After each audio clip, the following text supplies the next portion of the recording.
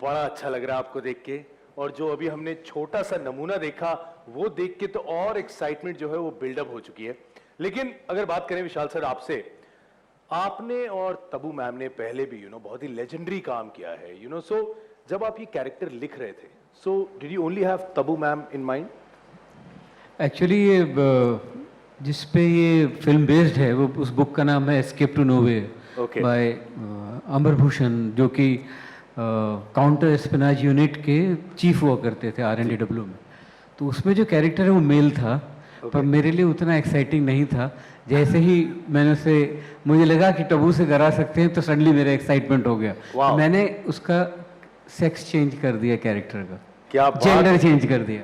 क्या बात है, आपने मतलब इतनी पावरफुल परफॉर्मेंस आपके दिमाग में आया, आपने कहा नहीं ये तबू मैम जो है वही करनी चाहिए, तो आपने actually I find a reason to work with taboo. तो मुझे या कोई भी तो मेरे लिए कोई भी फिल्म बनाने का मतलब है कि मैं टबू को उसमें कैसे लेके आऊं। वाह क्या बात है मैम, आपका क्या कहना है? कोई हो सकता है क्या किसी एक्टर के लिए? क्या बात है, it is a huge complement actually. And on that note, can we know a little more about Krishna Mehra, the character you're playing?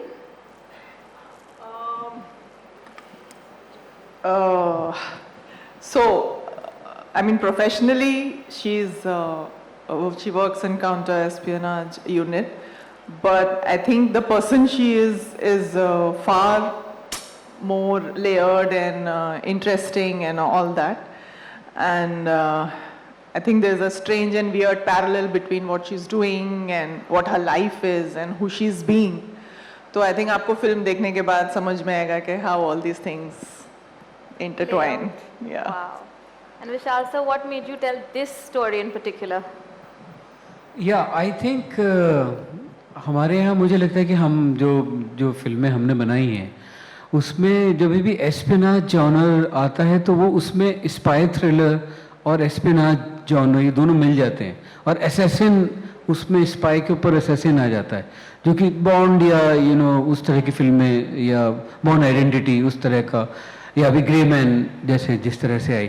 तो मुझे लगा वो स्लो बर्निंग जो एक इंटेलिजेंस ऑफिसर की जो ज़िंदगी होती है, क्योंकि उसे बिल्कुल भी बाहर नहीं आना होता है, एकदम साए में रहना होता है, शेड में रहना होता है, वो मेरे लिए हमेशा बहुत इंटरेस्टिंग था। और हमारी RNDW जो हमारी एजेंसी है वो ओवर सीक्रेटिव है पब्लिकली आने के लिए।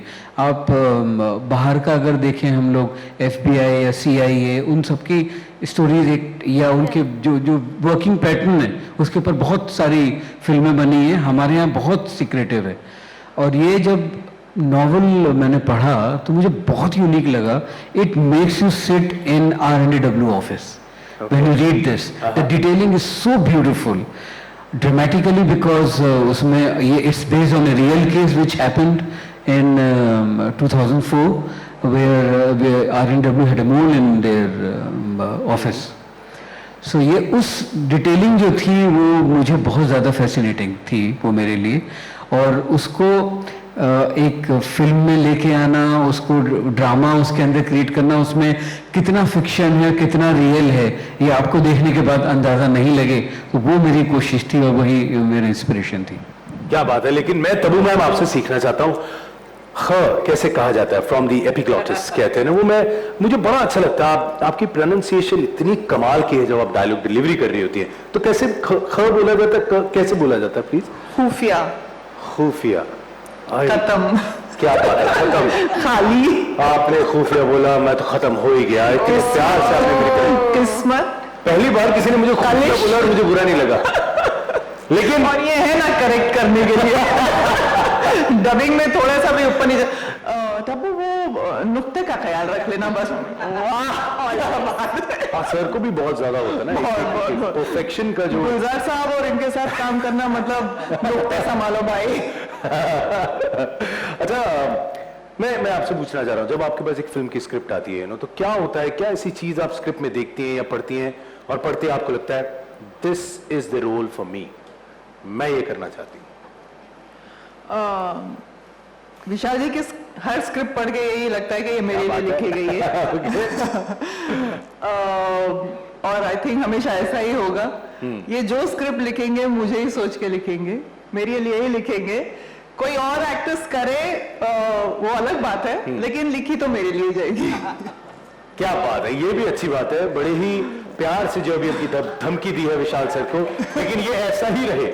आई थिंक ये जो एक आप दोनों का रिश्ता है, जो इसके कारण जो हमें एज एन ऑडियंस जो कमाल की फिल्में देखने को मिलती है, अदाकारी देखने को मिलती है, डायरेक्शन देखने को मिलती है, आई थिंक वो शब्दों में बयान नहीं की जा सकती। लेकिन आज देखिए, अब मौका मिला है विशाल सर, हम ये मौका छोड़ना नहीं चाहेंगे। मलिक और मैं अभी बैठ के पीछे बात ही कर रहे थे कि यही मौका है आज नेटफ्लिक्स के इस माध्यम के जरिए हम चाहते हैं कि आप जब भी चाहें, हमें जब भी फिल्म देनी हो, प्लीज फील फ्री। आप कभी भी हिचकिचाइएगा नहीं। मैं नुक्ता और नुक्ता चीनी दोनों का ख्याल रखूंगा सर। जी हाँ, प्लीज। तो ये मौका हम कभी छोड़ना नहीं चाहेंगे। बिल्कुल बिल्कुल, तुम भाई के अलावा भी रोल करोगे ना? जी हाँ, बिल्कुल। अरे क्या बात है sir, This is the best day of my life. I love it. मलिका का तो मैं फैन हूँ, मैं फॉलो करता हूँ उसे। मलिका उस एंकर का नाम है। कितना अच्छी हो तुम मलिका, Thank you कितना so बढ़िया तुम टांग खींचती हो इंस्टाग्राम पे लोगों की। क्या बात है यार, ये तो मतलब कमाल की। लेकिन अगर मैं सर आपसे बात करूं, आप खास तौर पे क्या चीजें देखते हैं जब आपको ट्रैक करते हैं कि इसे पर्दे पे लाना चाहिए? कुछ ऐसी चीजें एकदम से याद आती हैं आपको जो आपको अट्रैक्ट करती हैं बहुत ज्यादा? कहानी की बात कर रहे हैं? जी हाँ, कहानी सर, कहानी। आई थिंक वो कहानी पढ़ते हुए एक्चुअली पता लग जाता है, बिकॉज ये प्रोसेस जो हमारा फिल्म मेकिंग का, ये इतना मुश्किल प्रोसेस है कि आपका कमिटमेंट जो 1.5-2 साल के लिए आपकी ज़िंदगी में कुछ और नहीं होता है, तो वो उस कमिटमेंट में जाने से पहले बड़ा डर लगता है। तो मैं अपने बारे में कह सकता हूँ कि I wait for that thing to arrive from within me, कि वो पता चलता है कि हाँ ये कहानी के लिए मैं 2 साल दुख झेलने के लिए तैयार हूँ, because it's a pain to make a film and to go through that artist journey is very very painful. और बहुत उसमें आपका खून पसीना दिल सब कुछ उसमें लग जाता है।